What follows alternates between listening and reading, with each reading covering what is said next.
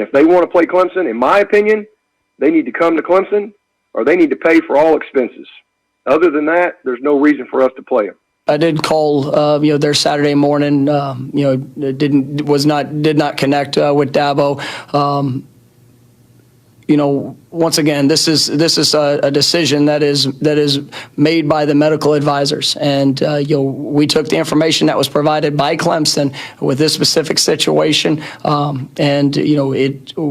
we made the decision that was in the best interest of our student athletes and their well-being. All right. Bringing in Paul Feinbaum now. Paul, good to see you as always. This is pretty messy. I want your take on this, just kind of where you stand, full reaction. I've been waiting to hear from you on this subject. Yeah, I think in the whether Dabo or FSU is right, the real person at blame, or people at blame here, are the ACC. They run this conference. They set the protocol. And where were they?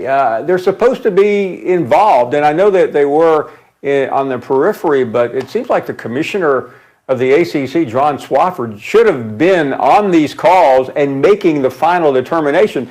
We don't determine whether you have a college football game because the two medical staffs are at odds. It goes up the food chain, and I have to think that Dabo is correct.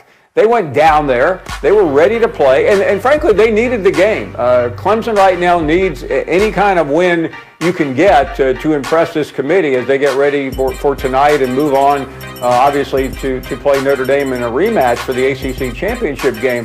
Florida State has really, they were going to lose, Molly, by 3 or 4 touchdowns, maybe 4 or 5 touchdowns. I mean, the program is a shell of itself. We all know that Mike Norvell was sent down there to resurrect a program that Willie Taggart couldn't do, and that Jimbo Fisher did not leave in great shape either. But this is not a good look, and for all the media, and I'm sure that I'll hear from one of them in a minute, who want to castigate Dabo Swinney, what did he say that's wrong? We went down there to play the game. We're not playing the game unless you paid the freight, because we've already been there once. Well, first of all, I completely agree with you. I completely side with Dabo Swinney on this matter. I don't think he said one word that was false in my estimation. That's number one. So I definitely side with Dabo Swinney. But I would ask you this, Paul, as somebody who's never been shy about calling it like you see it, specifically when it comes to college football. When we think about all the things that have transpired since this pandemic has taken fold with college football, assess for us what college football has looked like now, what it looks like now compared to what it even looked like before this pandemic. Could you give us just a bird's eye view? How should we view college football in this day and age based on all the things that have happened?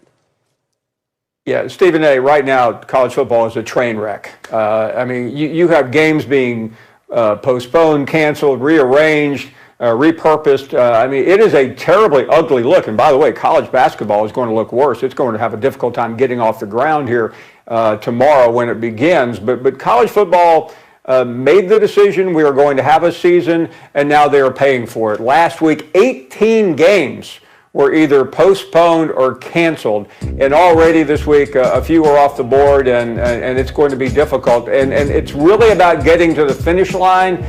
Some can easily accuse the college football administrators of being reckless, of simply saying, well, let's get the guys on the plane, let's go play, let's get this thing out of the way. But many programs are on the brink right now. 53 is the number of scholarship players that most leagues have subscribed to, and a couple of games last week, schools went under that number, but there is quiet pressure from up above. Listen, if you can play the game, play the game. Why, Stephen A.? We all know why.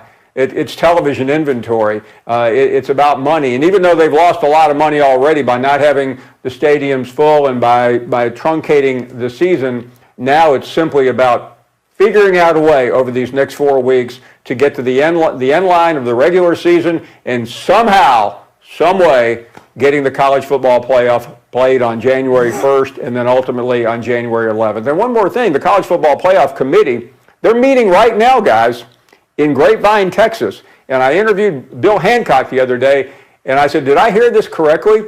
You folks, 13 members of this committee are meeting in person. He said, oh, absolutely. We feel like if the schools make the effort, we need to make the effort. You can debate this all you want, but what's happening tonight on ESPN is interesting for college football junkies, but the only poll that's going to really matter is in 4 weeks. So have at it.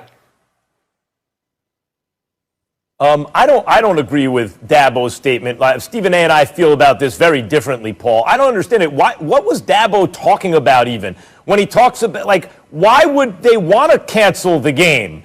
Like, the game generates revenue, and they got blown out by inferior teams all year. Who cares if you get blown out by the best team or one of the best teams? Like, what's in it for FSU to cancel? Like, what's their incentive? And meantime, FSU has certain standards, right? They don't want to expose their students to Dabo Swinney's team when Dabo traveled with a COVID-positive player. Even if he hadn't tested positive yet, he was showing symptoms. So I understand where that could happen. Hey, we didn't know if he had it. He was testing negative. Then eventually he tested positive.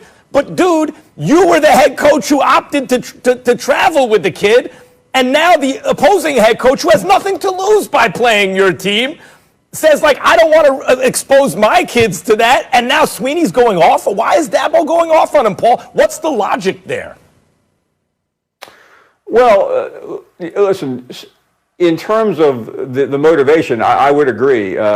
Clemson had more to gain from this game. I think Dabo went Dabo, and you guys know him fairly well. He can he wears his emotion on his sleeve, and I think he was representing his players.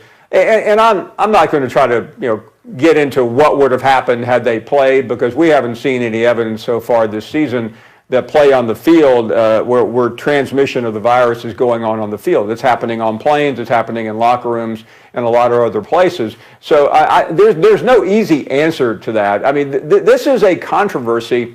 This is a big hullabaloo for one specific reason. It's not really what Dabo said. It's not really what Mike Norvell said. It's the fact that nobody could make a decision, so you had doctors from both schools trying to ameliorate the situation, and it ended up badly for everyone. Yeah.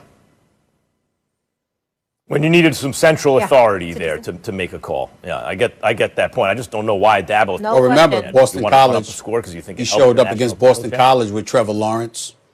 Trevor Lawrence had already tested positive. They showed up and played. Yep. Yeah, That's I similar know. to I'm just sport saying, like, boxing. what? No unified body. Right. I don't get the temper tantrum, frankly. And it was postponed, not canceled. Yeah. We're Well, out of one time. thing on that. Paul, There- don't Molly- Oh, go ahead, Paul. Yeah, go ahead. There's a chance there's a chance they can still play the game on December 12th.